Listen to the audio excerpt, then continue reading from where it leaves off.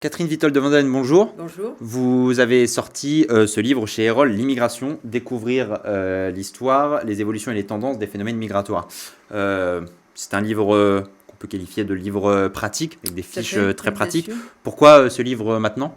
Parce que c'est un sujet particulièrement important dans le débat politique actuel, avec une grande méconnaissance du sujet, parce qu'en fait, la thématique est assez récente, et le savoir là-dessus, à peu près 40 ans, 50 ans d'âge au maximum.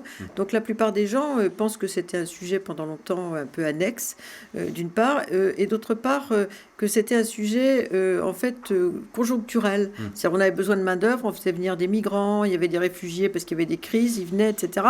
Mais aujourd'hui, le phénomène migratoire s'est installé dans le monde comme un phénomène structurel. C'est-à-dire que des tendances profondes qui agitent l'ensemble du monde conduisent à des migrations. Et en Europe, qui est la première destination migratoire au monde, en fait, les Européens ont beaucoup de mal à accepter que l'Europe est un continent d'immigration. Pendant très longtemps, ils sont partis à l'extérieur, ce que j'explique dans cette dimension historique. Et aujourd'hui, l'Europe est un continent qui se fabrique aussi par l'immigration, ce qui est pas du tout accepté par les Européens, alors qu'il fait partie, même s'il y a aussi des réticences, mais disons de la façon de penser des Américains, des Canadiens, des Latino-Américains, des Australiens et de quelques autres pays du monde. Et ça, c'est la grande différence que nous avons avec les grands pays d'immigration, d'installation, qui, eux, sont habitués à donner une légitimité au phénomène migratoire. Dans ce livre, vous faites une analyse historique, notamment des flux migratoires. Vous dites, par le passé, il était plus facile d'entrer dans un pays, mais très difficile d'en sortir. Aujourd'hui, c'est l'inverse. Tout à fait. Parce que pendant très longtemps, en fait, pour la grande majorité, notamment dans les régimes autoritaires, la population était une richesse. Donc c'était une richesse agricole, une richesse militaire, une richesse pour les impôts. Et donc il était souvent interdit de sortir. Ça a été le cas aussi dans beaucoup de régimes autoritaires jusqu'aux années 90. Il ne faut pas l'oublier, la Russie, la Chine et d'autres régimes, la Corée du Nord encore aujourd'hui et beaucoup d'autres, et même le Portugal de Salazar, etc. Donc en fait, aujourd'hui, on a une sorte de droit de sortie généralisé avec la délivrance des passeports à peu près partout dans le monde depuis les années 90. En revanche, le droit d'entrée, c'est beaucoup restreint. Donc autrefois, on pouvait difficilement sortir chez soi, sauf pour quelques élites ou les indésirables.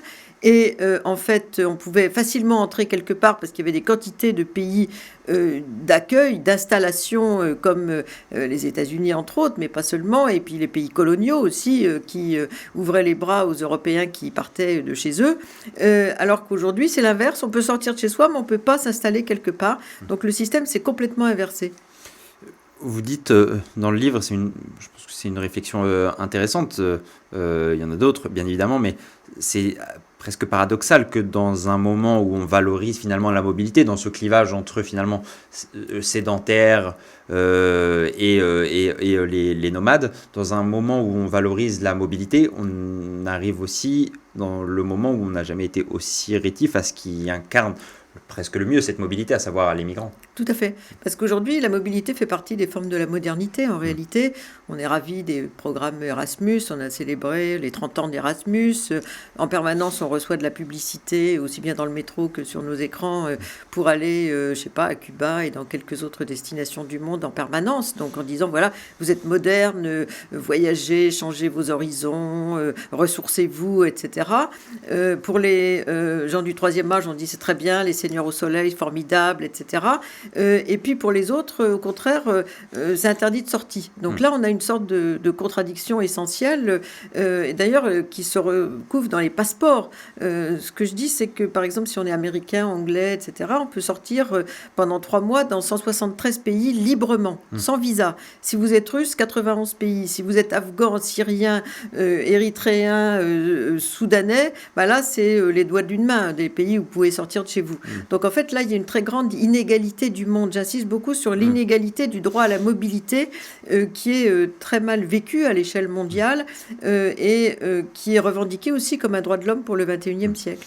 Mais malgré tout, dans le contexte, on ne peut pas ne pas s'intéresser au sujet des frontières et du contrôle aux frontières quand, au cours des derniers attentats et des dernières grosses vagues d'attentats en France, je pense notamment à novembre 2015 à Paris, quand lors de ces vagues-là, on s'aperçoit que certains terroristes ont profité des flux migratoires pour rentrer Oui. dans les pays, et là en question en Oui, France. tout à fait. Mais en même temps, bon, il y avait le contexte syrien qui était particulier, Hmm. mais en même temps, la plupart de ceux qui ont commis depuis maintenant, pas seulement 2015, mais 2004, Hmm. l'Espagne par exemple, ces attentats terroristes sont des gens qui étaient déjà sur le territoire. Hmm. C'est le cas aussi pour le 11 septembre 2001, etc.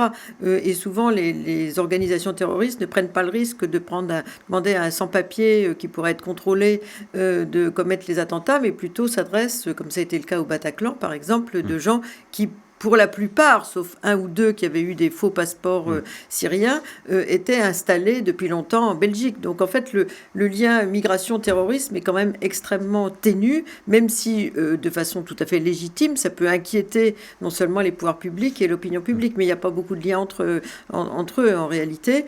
Et d'autre part, tout de suite, quand on a eu les actions à Berlin, par exemple, le marché de Noël, on a dit c'est des gens qui sont entrés des réfugiés. On s'est aperçu que c'était pas du tout des Hmm. réfugiés, que c'était des gens qui étaient venus pour d'autres choses.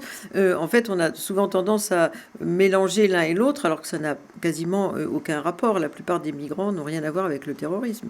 Il y a des migrants dont vous parlez souvent dans ce livre et dont on ne parle peut-être pas beaucoup ou encore pas assez aujourd'hui par rapport à au nombre qu'ils pourront représenter peut-être plus tard, c'est les migrants environnementaux. Tout à fait. Bah, c'est un sujet important aujourd'hui, tout à fait émergent.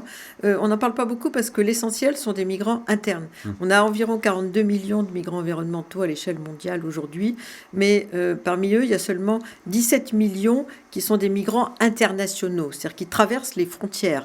Les autres, ceux qui sont les plus pauvres d'ailleurs, se réfugient chez eux, dans d'autres régions moins menacées.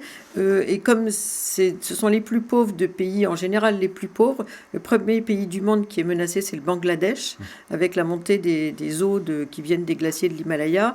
C'est des pays qui ont très peu de voix sur la scène internationale. C'est une cause qui est très peu portée, en réalité, même si c'est relativement à la mode d'en parler.